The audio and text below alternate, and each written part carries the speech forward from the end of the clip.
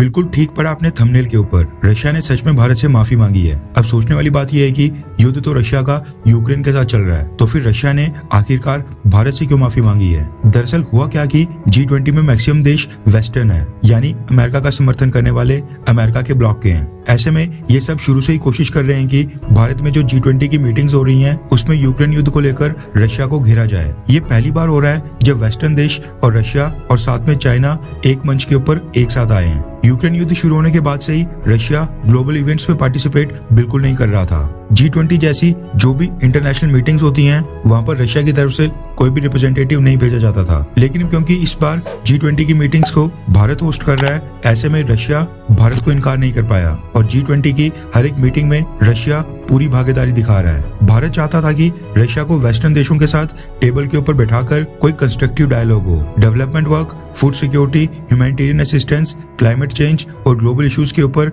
एक कंसेंसस बने, एक राय बने और सभी देश आगे बढ़े। लेकिन वेस्टर्न देश इस समय रशिया को घेरने का कोई भी मौका नहीं छोड़ना चाहते हैं और G20 को भी अमेरिकन ब्लॉक के वेस्टर्न देशों ने हाईजैक कर लिया है। आपको याद होगा आज से तकरीबन 4-5 दिन पहले कर्नाटका के बेंगलुरु में G20 के फाइनेंस मिनिस्टर्स की एक मीटिंग हुई थी। कायदे से देखा जाए तो उस मीटिंग में फाइनेंस से रिलेटेड ग्लोबल इकोनॉमिक इश्यूज के ऊपर चर्चा होनी थी, लेकिन वहां पर भी अमेरिकन ब्लॉक की कंट्रीज ने रशिया को लेकर हंगामा खड़ा कर दिया था। मीटिंग में तो सभी देशों के रिप्रेजेंटेटिव्स ने रशिया की आलोचना की, लेकिन मीटिंग के बाद जो एक जॉइंट कम्युनिके यानी जो एक जॉइंट स्टेटमेंट जारी की जानी थी उसके ऊपर भी सभी वेस्टर्न देश अड़ गए थे और ये जिद करने लगे कि जब तक जॉइंट स्टेटमेंट में रशिया यूक्रेन वॉर को मेंशन नहीं किया जाएगा, जब तक रशिया के यूक्रेन के ऊपर हमले को क्रिटिसाइज नहीं किया जाएगा, तब तक कोई भी देश उसको साइन नहीं करेगा। इसी वजह से भारत को G20 देशों के फाइनेंस मिनिस्टर्स की मीटिंग बिना जॉइंट कम्युनिके के ही खत्म करनी पड़ी थी। अब सेम चीज G20 देशों के फॉरेन मिनिस्टर्स की मीटिंग में भी हो रही है। भारत बात करना चाह रहा था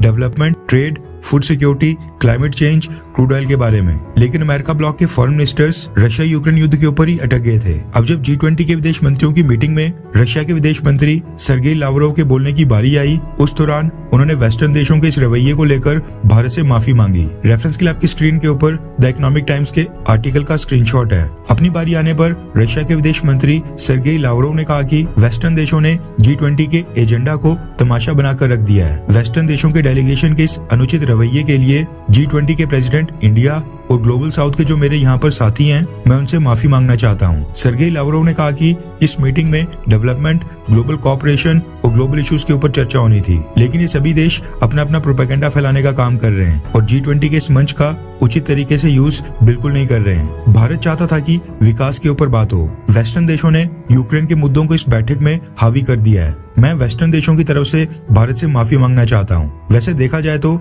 ये बात एकदम सच है। रशिया के विदेश मंत्री भारत आए थे। अमेरिका, फ्रांस, ब्रिटेन, जर्मनी, जो ये मेजर नाटो कंट्रीज हैं, इनके पास रशियन विदेश मंत्री सर्गेई लावरोव के साथ बैठकर फेस टू फेस बातचीत और नेगोशिएशंस करने का एक बहुत ही अच्छा मौका था। बैकडोर डिप्लोमेसी के लिए भारत ने बहुत ही एक अच्छा मंच सजाकर रखा था, लेकिन अमेरिका, ब्रिटेन, फ्रांस, जर्मनी और जो ये बाकी वेस्टर्न देश हैं, ये शायद चाहते ही नहीं है कि यूक्रेन युद्ध का मसला जल्द से जल्द सुलझे, युद्ध रुके और शांति कायम हो। खैर, आपको क्या लगता है कि यूक्रेन युद्ध किसकी वजह से लंबा खिंच रहा है? अमेरिका की वजह से, यूक्रेन की वजह से या फिर रशिया की वजह से? नीचे कमेंट करके अपनी राय जरूर बताएं।